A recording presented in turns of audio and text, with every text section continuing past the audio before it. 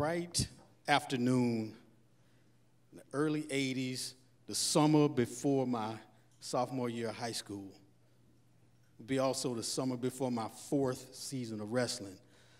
I'm out at my job at a forest preserve on the side of the road, me and some other boys pulling weeds. And I hear, vroom, vroom, and I look down and I see a brown pattern in the grass. Okay. One motion. Scoop, flip, and there's a 3-foot rattlesnake. It tries to get away, but the other boys circle around and one kills it with a rake. And we found 5 rattlesnakes that afternoon. The kids killed 3, and I saved 2. Right? 15 years old, immortal, invincible. Okay, so the trick is get the snake to lunge, grab it behind the head, pick it up, grab the tail, walk across the street, throw it over a fence. 2 rattlesnakes.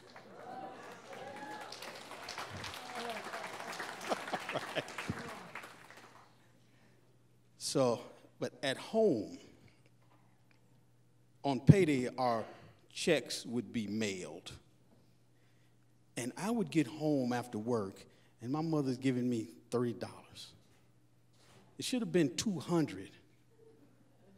But she's got my check, and she's cashed it, and I'm getting $30. And this goes on, and I don't want to hear anything she's got to say about this except here's your money. And it just goes on, and I'm trying to figure out how to make this stop, and then finally, I call my father to see if I can go live with him. So he talks with his family. He started a new family with a woman. She came to the relationship with 2 boys, and then they had 3 girls together. He talks with my mother, and my father is excited about having his oldest son come live with him. Now, we didn't really know each other. My parents were only together until I was 3. But my aunts would tell me stories about my father, Edward. Edward, it was so pretty to see Edward roller skate in the 70s. He could roller skate backwards and he could twirl, and it was so pretty. And Edward studied Kung Fu with the Chinese people in Chinatown in Chicago, underground. He didn't learn Kung Fu in no school. Edward was bad. He would do these moves in the living room. I want that to be my father, and I knew he played saxophone. And I wanted to share wrestling with him because I was so envious of the other boys when they were out there on the mat and they got a father in the stands. Son, he keeps giving you that ankle tripping. Yeah, you got it. Ref, you crazy. Ref, that was 2 points right there. Wanted my badass Kung Fu father there to see me doing badass things. So everything was arranged. My father came to get me. And when he did, my mother stayed in the bedroom. The whole time we're moving stuff to the car, my little clothes and things. And then the last trip, she was up in the 2nd floor window. And she said, I don't ever want to see either one of you again. So at 15, I take this literally. That bridge is burned. There's no going back. Let's go with my father. So we drive an hour deep into the Republican suburbs where black men like my father go and overextend themselves so that their kids can get a good public school education. And we're there in this 3-bedroom apartment. And around the time I move in, his wife's sister, her boyfriend and their family move in. They had some tough times. The boyfriend just got a new job, and they just need some temporary place to stay. 13 people, 3 bedrooms, about 2 weeks before school is about to start. So it's fine now. okay? But there's chores that we got to, well, I didn't have chores at my mother's place, but I've got chores, okay. I'm with my father. And we had a car. Back with my mother, there was a bus stop 2 blocks away. But we had a car. Tell Dad, I'm hungry. Get in the car, 10 o'clock at night. Me and my father going to a restaurant, talking about girls and wrestling and kung fu and what his life was like back in the 60s and 70s. And when school started, now things have to be on a schedule. And things are tense. And my father, he worked at a boys' prison. That kept him on edge. He worked these odd shifts where he'd come home at 10 o'clock at night. That kept him on edge. All this commotion with all these people. Somebody was always in trouble. One rule was you only do homework as soon as you get home from school. Don't get caught doing homework Saturday afternoon. No, TV restrictions, more chores, Dad even more on edge. And I didn't fit in all this. I was used to riding the bus and not having chores and all this hands-on, and I could respect it. I could appreciate it. My brothers and sisters were operating within this, but I would grumble. I'd back talk, but they called it back talk. With my mother, it was us talking. I stayed in trouble. And there was one day one of my sisters looked up at me and said, "Why don't you go back to where you came from?" But I got it. I wanted to kneel down and tell her, I didn't mean to bring all this. And I wasn't doing so well in algebra. So my father comes to the school, me, the teacher, my father, we talk about, the teacher thinks I need to go to a remedial class. My father has questions about, well, what if I get a tutor, and what if I try harder, and what if I get extra homework, all this. So we leave, and during the drive home,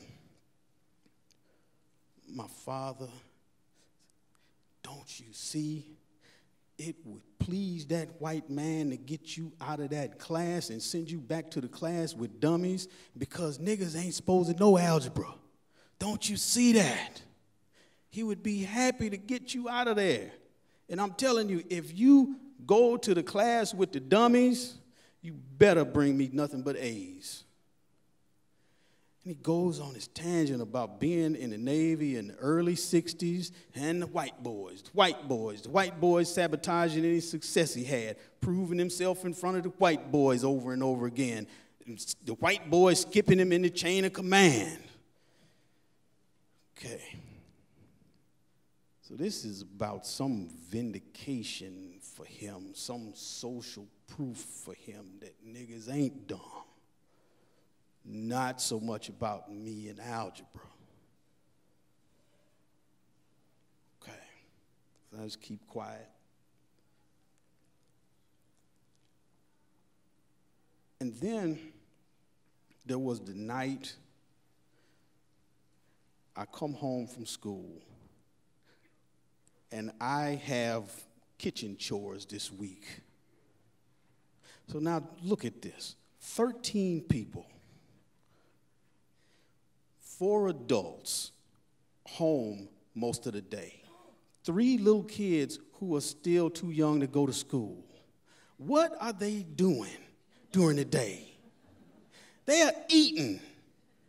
And eating makes dirty dishes. Dirty dishes makes it hard for me to do my homework as soon as I get home from school, because my father's girlfriend is saying, we need to get this kitchen clean so I can cook dinner.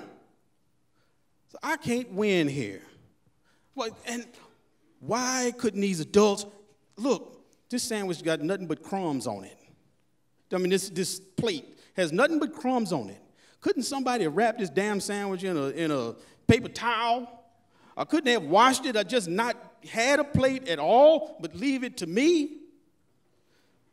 There's no respect, no fairness here at all. So I'm grumbling and I'm washing these damn dishes, and my father's wife, she comes and complains that I'm using too much dish soap and I don't care, and I'm banging dishes and the damn kitchen gets clean, and she cooks dinner, and now I've got to clean up after dinner. God Almighty. So finally, the last thing is to sweep up. And I've got all this rice and all these crumbs and things all swept in a pile. And one of the little kids comes running down the hall, right through it all.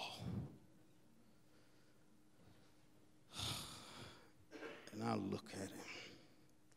He's standing there. He thinks this is funny, and I got this broom right here. And with a flick of my wrist, like in slow motion, that broom handle, pop, right on his forehead. And he grabs his forehead and screams and runs to his mother. His mother comes running out of the hall. You hit my son. You hit my son with that broomstick. So there's fight, flight, and disconnect. I disconnected because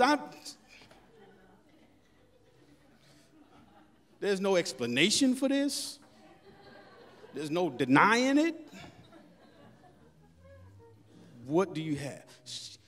You hit my son with that broom. See, you always doing stuff. That's why Edward said he's going to let you buy wrestling shoes and you ain't going to be on no wrestling team. Now, see, that's what you get. Oh.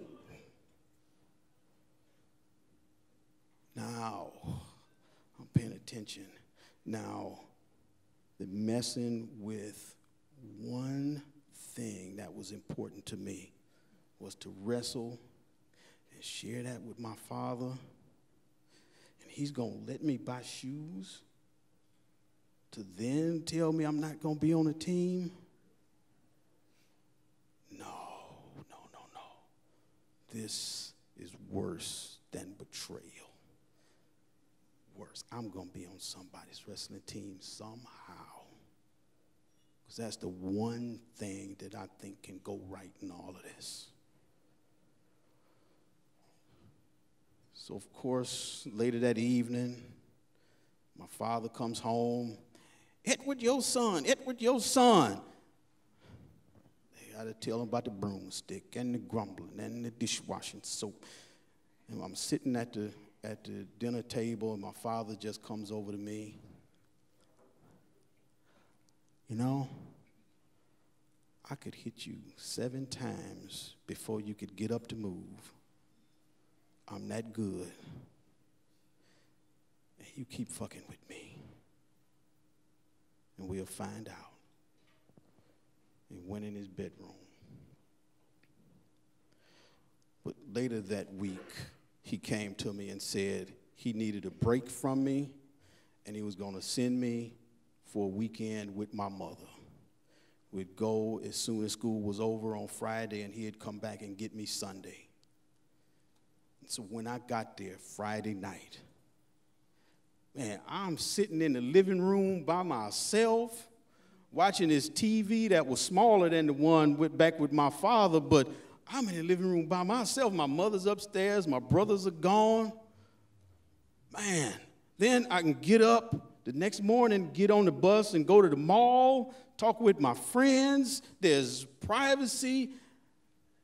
Man, but then I'm telling my friends about, the school. I liked the school. I was making friends there. But I got up Sunday morning realizing my father's going to call sometime to tell me he's on his way. But I don't want to go back. He has scared me.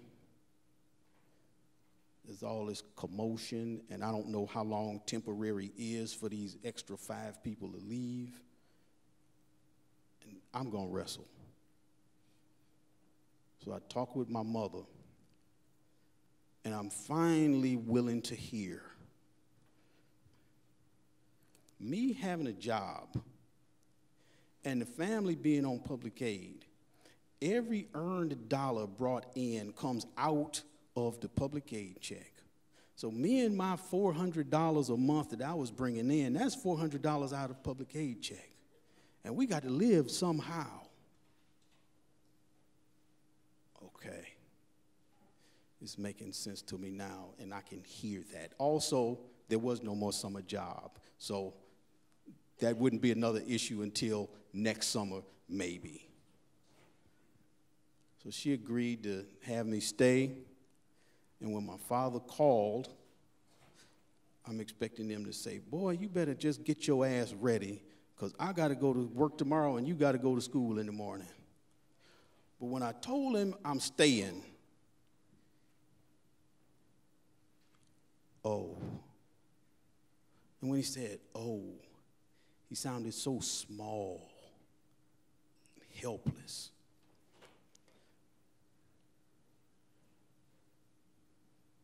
And I realized that I had a father and not a boss, a father that loved me and was committed to, in spite of all of that stuff going on, he was coming to get me and make this work. But I couldn't do it. He accepted that, and he brought my stuff the next weekend to me. But my mother and I, we walked to the high school and enrolled me into the remedial algebra class. I eventually got up to second semester calculus and went to grad school at Harvard, but I had to take that step back. My father and I, we did continue a relationship, and before he died in '91,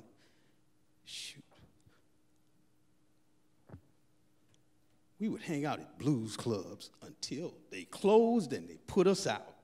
And then he'd go tell my sisters lies on me. But, yeah, your brother was looking at some woman in some red dress. What woman in a red dress? Now, my sisters asked me about this. But we eventually did have a relationship. And he's a good guy. His ways just didn't work for me to be dropped into that at the age of 15.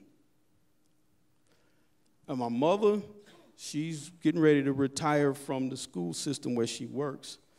But I remember that time I came home with a dead rattlesnake in a bag. Wow. She gave me a jar and $5 and said, go and get some rubbing alcohol and you might be able to preserve this thing.